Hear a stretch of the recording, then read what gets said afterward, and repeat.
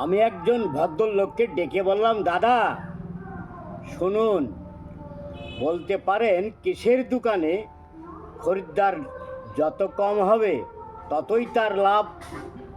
তিনি রেগে গিয়ে বলেন, এ কেমনতর প্রশ্ন, দোকানে যদি খরিদ্দার না হয় তার লাভ কি করে হবে?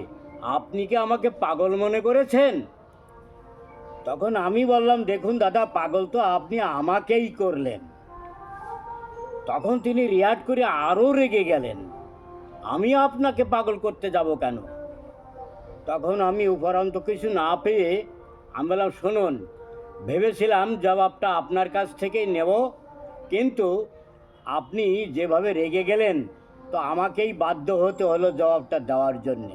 তাহলে শুনুন, একটা রিলিফের দোকানে যদি মোটে খরিদ্দার নাও হয় তাহলে তার সব থেকে লাভ বেশি হয়, কারণ কোনো খরিদ্দার না হলে ওই রিলিফের মালগুলো ওরা সবাই মিলে ভাগ করে নিতে পারে।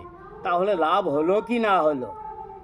পাশের কতগুলো লোক হো হো করে হেসে উঠল। তখন তিনি বললেন, সরি দাদা, বুঝতে পারেনি, ক্ষমা করবেন।